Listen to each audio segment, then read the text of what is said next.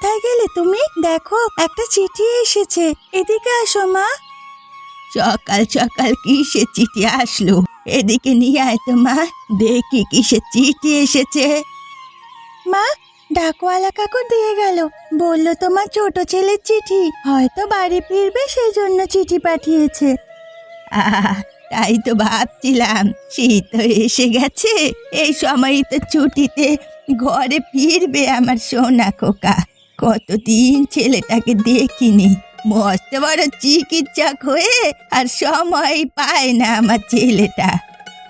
ও মা, ছোটদা আবার বলেছিল আমার জন্য একটা জামদানি শাড়ি আনবে, এবার না নিয়ে আসলে কিন্তু আমি দাদার সাথে কথা বলবো না।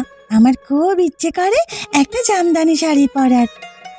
ইস, চুপ কথা, তোর দাদা এখন মস্ত বড় চিকিৎসক, আর সাধারণ মানুষের মতো তার দিন কাটে না, বুঝলি তো? সময় পেলে নিশ্চয় আনবে। এখন চিঠিখানাতে কি লেখা আছে আমাকে পড়ে শোনা। ঠিক আছে মা, তাহলে শোনো। আশা করি তোমরা সবাই ভালো আছো। আমি খুব শীঘ্রই ছুটি নিয়ে বাড়ি আসছি। তোমার অনেক দিনের ইচ্ছে ছিল আমি খুব বড় ঘরের একটা সুন্দরী মেয়েকে বিয়ে করব। কত ভালো ছেলে আমার, আমি কি চাই সেটা তার মাথায় সব সময় থাকে। তারপর বল কি লিখেছে? কিন্তু মা, আমি দুঃখিত, আমি একটি গরিব ঘরের মেয়েকে বিয়ে করেছি, যার নাম মেঘলা। সে খুব ভালো মেয়ে, আমি তাকে নিয়ে কয়েকদিনের মধ্যেই বাড়ি ফিরছি। থাম থাম, আর পড়তে হবে না। এ কি কাণ্ড! আমার মস্ত বড় ডাক্তার ছেলে, সে কিনা একটা গরিবের ঘরের মেয়েকে বিয়ে করলো। এত বড় স্পর্ধা! আমি এ মেয়েকে কোনো দিন মানব না। মন খারাপ করে কি আর করবি বল? গরিব ঘরের মেয়েরাও ভালো হয় রে, সংসারে ভালো মন্দ বোঝে। তুই মন খারাপ করে থাকলে কি সুজয় কি ভালো থাকবে নাকি বলতো? দিদি, রাজাকে তো বিয়ে দিলাম গরিব ঘরের মেয়ের সাথে, রাজা কিছু করে না। ওকে চাইলেই তো আর বড় ঘরে বিয়ে দিতে পারতাম না। ভেবেছিলাম ছোট ছেলেটা দিয়ে মনের আশা পূরণ করব, তার হলো কোথায়? সুজয় তো ডাক্তার, নিজের পায়ে দাঁড়িয়ে গেছে, এবার একটা ভালো বউ পেলে সংসারটা গুছিয়ে নেবে। এই ভেবে মন খারাপ করে লাভ কি? গরিব ঘরের হলেও যদি গুণবতী হয়, তার চেয়ে আর কি চাই বলতো? গুণবতী? আমার অহংকার। আমার ছেলে আমার অনেক বড় চিকিৎসক, সে যদি গরিব ঘরের মেয়ে আনে, লোকে কি বলবে? আমি তো কারো সামনে মুখ দেখাতে পারবো না দিদি। লোকে কি বলবে সেটা বড় কথা নয়, তোর ছেলে সুখী হচ্ছে কিনা সেটাই তো আসল ব্যাপার। লোকে তো অনেক কিছুই বলে, তাই না? ছেলেকে মানুষ করলাম, এত বড় চিকিৎসক বানালাম, আর সেই ছেলে আমার একটা মনের আশা পূরণ করলো না। খুব কষ্ট পেলাম গো দিদি, খুব কষ্ট পেলাম। আশা করি নতুন বউ এলে তোর মনটাও ভালো হয়ে যাবে। এত মন খারাপ করিস না, বরং আয়, নতুন বউ এলে তাকে কিভাবে বরণ করা যায় সে ব্যবস্থাই করি। বৃষ্টি তো কত খুশি। না গো দিদি, আমি ও মেয়েকে বরণ করতে পারবো না। তোমরা করো তাহলেই হবে, আমাকে মাফ করো দিদি। মা, নতুন বউ এসে গেছে, চলুন বরণ করে নিয়ে আসি। অনেকক্ষণ থেকে বেচারি দাঁড়িয়ে আছে। শোনো বৌমা, আমার আর কোনো ইচ্ছে নেই, তুমি গিয়ে বরণ করো। আমার সহজ সরল ছেলেটাকে ফাঁসিয়ে ওই মেয়ে বিয়ে করেছে, এইসব আমার আর বুঝতে বাকি নেই। আমি যাব না। মা, যা হবার হয়ে গেছে, এইসব নিয়ে ভাবলে খারাপ লাগবে। সুজয় খুশি হলেই তো আপনার খুশি, তাই না মা? বললাম না আমি যেতে পারবো না, তুমি যাও, গিয়ে বরণ করে আনো। উফ, বড় বৌদি আর কতক্ষণ দেরি করবে? আমি সব তৈরি করে রেখেছি। চলো তো, নতুন বউ দাঁড়িয়ে আছে, পিসিমা তোমাদের ডাকছে। কতক্ষণ থেকে ডাকছি বড় বউ তোদের। যাক, এসেছিস যখন বরণ করে নে তাড়াতাড়ি। বাড়ি মিষ্টি বউ নিয়ে এসেছে সুজয়। মা আসেনি পিসি, জানি মা আমার উপরে রাগ করে আছে, কিন্তু মেঘলা খুব ভালো মেয়ে। একদিন মা ঠিক মেনে নেবে মেঘলাকে, দেখো। তুই এসব নিয়ে মন খারাপ করিস না তো বাবা, নতুন বউকে পেয়ে আমরা খুব খুশি। কাল রাতে বৃষ্টি তোর বিয়েতে খুশিতে ঘুমায়নি, পাগলি মেয়ে একটা। শোনো ছোট বউ, এই সংসারের অর্ধেক দায়িত্ব কিন্তু তোমার। যাক, আমি বাঁচলাম, আমার একটু কাজের চাপ কমলো। সে কি আর বলতে বড় বউ? তুমি তো সব সময় কাজে ফাঁকি দিতে পারলেই বাঁচো। সবাই তাড়াতাড়ি বসে পড়ো, নতুন বৌদি সবার জন্য পিঠা তৈরি করেছে। বাহ, গন্ধটা খুব দারুণ বেরিয়েছে, প্রাণটা জুড়িয়ে গেল। এত সুন্দর পিঠে তো আমি কখনো দেখিনি। তুমি এত সুন্দর পিঠে বানাও, আগে তো বলনি। দারুণ হয়েছে। নতুন বউয়ের হাতের রান্না এই যে শীতের সকালটা একেবারে মধুময় করে দিল। এত গুণ দেখেই তো সুজয় পাগল হয়েছে। মেঘলা, তোমার পিঠাগুলো অসাধারণ হয়েছে মা। সবাই তো এসেছে, কিন্তু মা আসবেন না, মনটা খুব খারাপ লাগছে। শোনো গো, আমার মা ওরকম একটু অভিমানী। তুমি এক কাজ করতে পারো, আমার মার হাঁসের মাংস অনেক পছন্দের, তুমি রান্না করে নিয়ে যাও মায়ের কাছে, মা খুব খুশি হবে। তাহলে তুমি খেয়ে আমাকে বাজার করে এনে দাও, আমি দুপুরে রান্না করে মাকে খাওয়াবো। বেশি করে রান্না করবে কিন্তু নতুন বৌদি, আমারও ভীষণ ভালো লাগে মাংস। ঠিক আছে বোন, আমি সবার জন্য রান্না করব, তোমাদের মুখে হাসি দেখার জন্য আমি সব করব। তুমি কেন আমার ঘরে এসেছো? আজ তোমার জন্য আমি পাড়ার কাউকে মুখ দেখাতে পারছি না, দূরাও আমার সামনে থেকে। মা, আমি আপনার জন্য দুপুরে খাবার নিয়ে এসেছি। আপনার ছেলে বলছিল আপনার নাকি হাঁসের মাংস খুব প্রিয়। আমি নিজে রান্না করেছি, একবার খেয়ে দেখুন মা, আপনার নিশ্চয়ই ভালো লাগবে। আমার ভালো লাগা না লাগা নিয়ে তোমার এত চিন্তা কেন? ঢং করতে এসো না আমার কাছে, তোমার হাতে রান্না আমি খাবো না, নিয়ে যাও এখান থেকে। আমি জানি মা, আপনি এখনো আমার উপর রাগ করে আছেন। আমি গরিব ঘরের মেয়ে বলে হয়তো আপনার খারাপ লাগছে, কিন্তু মা, আমি এই পরিবারকে নিজের করে নিতে চাই।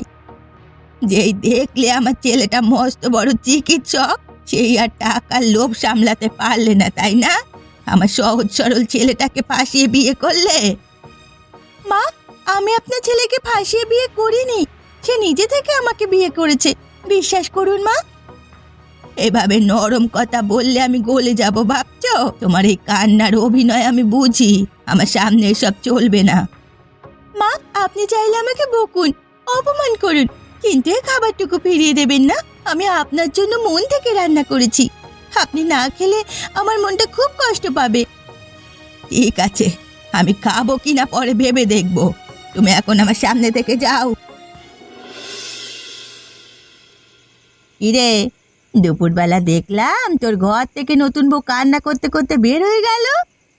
আর বলো না দিদি, আমার জন্য হাঁসের মাংস রান্না করে নিয়ে এসেছিল, আমি একটু বকা দিয়েছি, তাই কান্না করতে করতে বার হয়ে গেছে। বউটা কিন্তু অনেক ভালো গো, দুপুরে সবার জন্য রান্না করেছিল, পিঠা খেয়ে প্রাণটা ঝুরিয়ে গেল, কিন্তু তুই তো আসলি না, তাই নতুন বউ তোর পছন্দের খাবার নিয়ে এসেছিল, তুই না করায় হয়তো খুব কষ্ট পেয়েছে। হাঁসের মাংস কিন্তু আমি ফেলে দেইনি দিদি, আমি অতটাও কঠোর না, একটু চেখে দেখলাম। শীতের দিনে এত ভালো রান্না আমি বহুদিন খাইনি। ওর হাতে রান্না মন্দ নয়, কিন্তু তা বলে কি আমি ওকে সাথে সাথে মেনে নেব? দেখ, যা অবাতা হয়ে গেছে, কিন্তু এইসব নিয়ে পড়ে থাকলে সংসারে অশান্তি বাড়বে। মেয়েটা দুদিনেই বাড়ির সবার সাথে মিশে গেছে, খুব মন দিয়ে সংসারের কাজ করে। তা ঠিক বলেছ দিদি, নিয়তিকে দিয়ে তো কোনো কাজ হয় না, সারাদিন শুধু গল্প আর বসে থাকা। আমার বড় ছেলে রাজাটাও কেমন যেন উদাসীন আজকাল। মেঘলাকে দেখে মনে হচ্ছে সে সত্যি সংসারটা গুছিয়ে নেবে। এই তো আসল কথা এলি, মেঘলার মতো গুণবতী বউ ঘরে আসা তো ভাগ্যের ব্যাপার। ওকে ভালো চোখে দেখ, দেখবি তোর মনে সব মেঘ কেটে যাবে।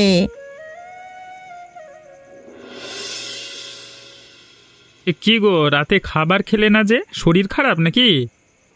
আমার শরীর খারাপ হলেই কি, তোমাদের সংসার তো ঠিকই চলছে। আমার কি হয় এসব নিয়ে তোমাদের এত ভাবতে হবে না, তোমাদের সবাইকে দেখার মানুষ এসে গেছে। কি বলছো এসব? কে এসেছে? আমি তো কিছুই বুঝতে পারছি না। তোমার কি হয়েছে স্পষ্ট করে বলো তো। আর বলতে হবে না, এই বাড়িতে সবাই এখন ছোট বউয়ের হাতের গুণে পাগল। ছোট বউ পিঠা বানায়, ছোট বউ মাংস রান্না করে, ছোট বউ গুণের ডালি। আমার দিকে কেউ ফিরেও দেখে না। নিয়তি, এসব কি বলছো? আরে মেঘলা তো নতুন এসেছে, সে ভালো রান্না করে বলে সবাই তার প্রশংসা করছে। এতে তোমার এত হিংসে হচ্ছে কেন? সে তো বরং তোমার কাজে চাপ কমাতে সাহায্য করছে। সাহায্য? সে আমাকে সাহায্য করার জন্য এসেছে, সবার চোখে ভালো সাজার চেষ্টা করছে। দেখছো না, কালকে এসেই সে বাড়ির সবার মন জয় করে নিল। তোমার মাথা ঠিক আছে তো? মেঘলা খুব ভালো মেয়ে, শান্তিতে সংসার করতে শেখো, ওর গুণ আছে বলেই সবাই ভালোবাসছে। হ্যাঁ হ্যাঁ, আমার তো কোনো গুণই নেই। এত বছর সংসারের জন্য খাটলাম, কেউ কোনোদিন নাম করলো না। মার মন পর্যন্ত গলতে শুরু করেছে। কে কোথায় আছো গো? এদিকে আসো, আমার শরীরটা খুব খারাপ লাগছে। কি হয়েছে মা আপনার? আপনার ছোট ছেলেও তো বাড়িতে নেই, না হলে বুঝতে পারতো আপনার কি হয়েছে। আমার ঠান্ডা লাগলে এরকম হয়, হঠাৎ করেই ঠান্ডা পড়ায় শ্বাসকষ্টটা বেড়ে গেছে, আর জ্বরও এসেছে মনে হয়। নতুন বৌদি, তুমি এই ওষুধটা মাকে খাইয়ে দাও, তাহলেই ঠিক হয়ে যাবে। দাদা বলেছে মার শ্বাসকষ্ট বেড়ে গেলে এই ওষুধটা খাইয়ে দিতে। মা, আপনি ভয় পাবেন না, আমি আছি আপনার সাথে। নতুন বৌদি, মা খুব কষ্ট পাচ্ছে। দাদা থাকলে তো সে কি করতে হবে সব জানতো। এবার মার শ্বাসকষ্ট বেশি বেড়ে গেছে, জ্বরও অনেক আসছে। ভয় পেও না বোন, সব ঠিক হয়ে যাবে, আমি আছি তো। শোনো, তুমি পিসির ঘরে গিয়ে ঘুমাও, আমি মার কাছে আসি, সারা রাত সেবা করব। না বৌদি, আমি মাকে ছেড়ে যাব না, আমিও তোমার সাথে থাকবো। শোনো, আমি সব সামলে নেব, তুমি আসো গো। আমার রাত জাগার অভ্যাস আছে, আমার বাবাও অনেক অসুস্থ ছিল, আমি রাত জেগে তার সেবা করতাম। এই সুযোগটাই আমাকে কাজে লাগাতে হবে। দুদিনে সবার মন জয় করেছে ওই মেঘলা, আর কয়েকদিন গেলে তো সবাই ওর হাতে উঠবে আর বসবে। আজকের পর থেকে তুই সবার মন থেকে উঠে যাবে।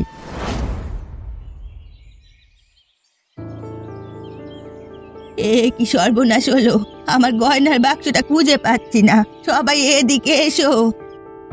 কি সর্বনাশী কথা বলছিস? ভালো করে দেখ, কোথাও আছে নিশ্চয়ই।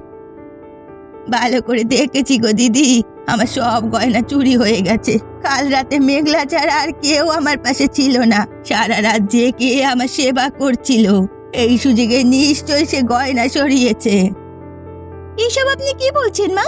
আমি গরিব ঘরের মেয়ে হতে পারি, কিন্তু কোনোদিন চুরি করিনি। বিশ্বাস করুন মা, আমি কিচ্ছু করিনি। মা, তুমি এসব কি বলছো? মেঘলা এত ভালো মেয়ে, আর তুমি ওকে চোর বলছো? তুমি অসুস্থ ছিলে, মেঘলা তোমার সেবা করেছে, আর তুমি ওকে অবিশ্বাস করছো? কথায় আছে না, অতি ভক্তি চোরের লক্ষণ। হয়তো চুরি করাই তার উদ্দেশ্য ছিল, তাই আমার অসুস্থতাকে কাজে লাগিয়েছে। নতুন বউ অনেক লোভী, আজ দেখলে তো সবাই। আপনাকে সুস্থ করা আমার একমাত্র উদ্দেশ্য ছিল মা, আমার কোনোদিন টাকা পয়সার লোভ ছিল না। আর মা, আমি দুদিন হলো এই বাড়িতে এসেছি, আমি কি করে জানতাম গয়নার বাক্স কোথায় আছে? আমি এত কিছু বুঝি না।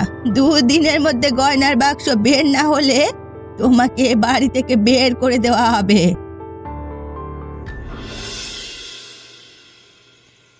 আচ্ছা পিসি, নতুন বউ এত ভালো একটা মানুষ, সে কি পারে গয়না চুরি করতে? আমার বিশ্বাস হচ্ছে না নতুন বৌদি এসব করেছে। না রে সোনা, মেঘলা কখনো এমন কাজ করতে পারে না। ওকে দেখে কখনো মনেই হয় না সে এমন দ্বারা কাজ করবে।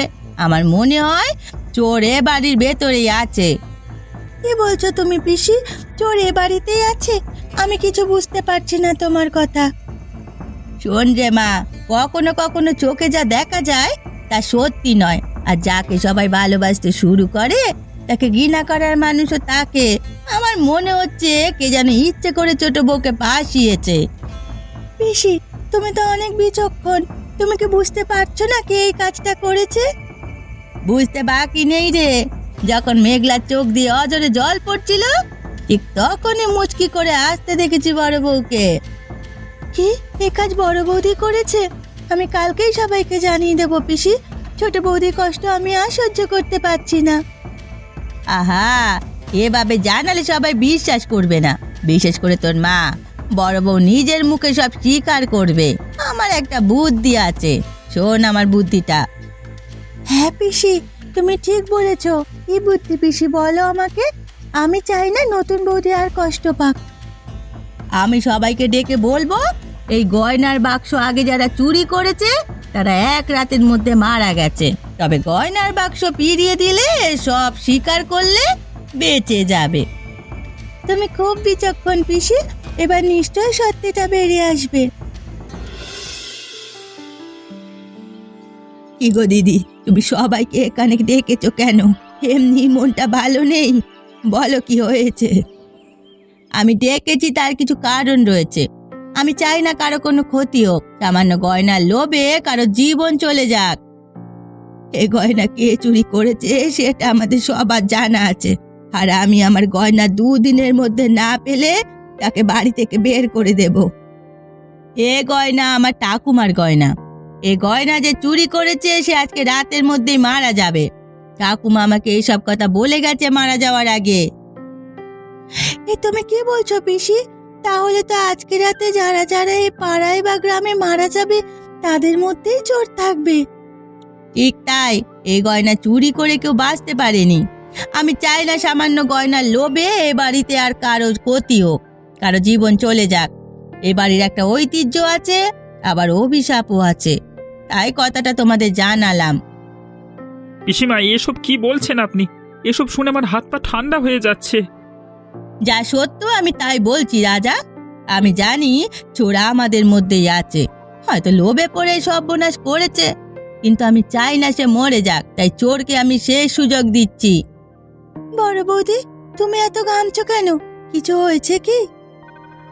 না গো, শরীরটা একটু খারাপ লাগছে। কোথায়? কিছু হয়নি তো আমার, আমি ঠিক আছি।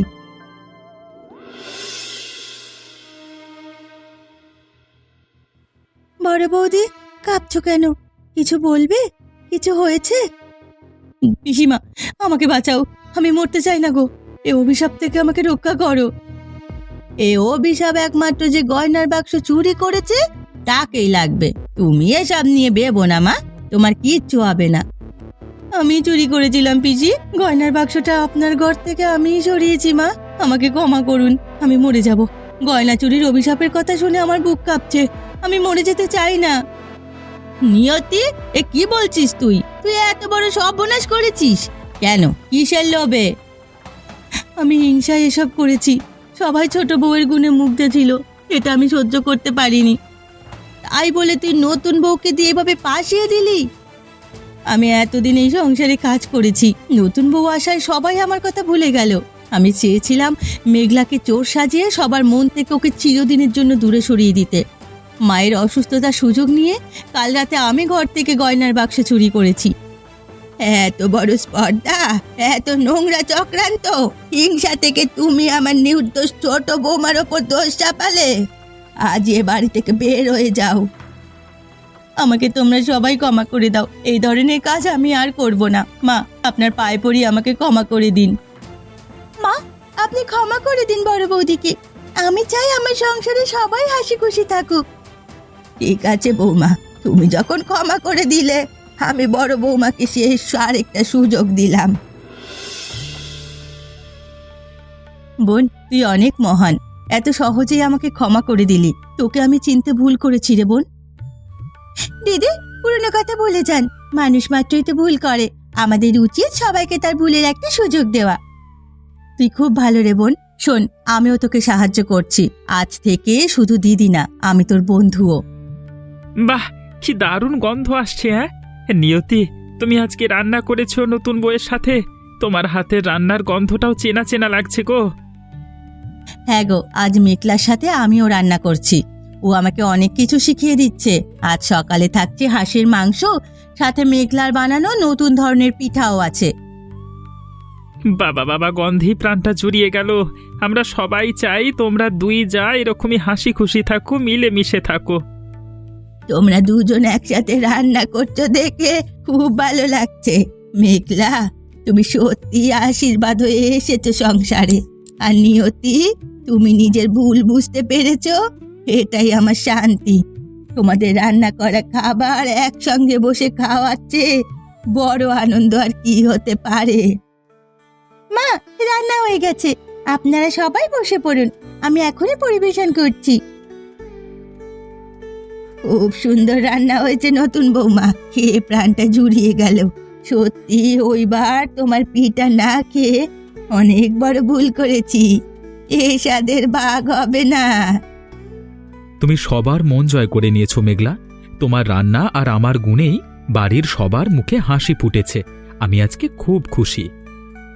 নতুন বউ, আজকে আমি বুঝতে পারলাম গুণের কাছে বংশ বা আর্থিক অবস্থা তুচ্ছ।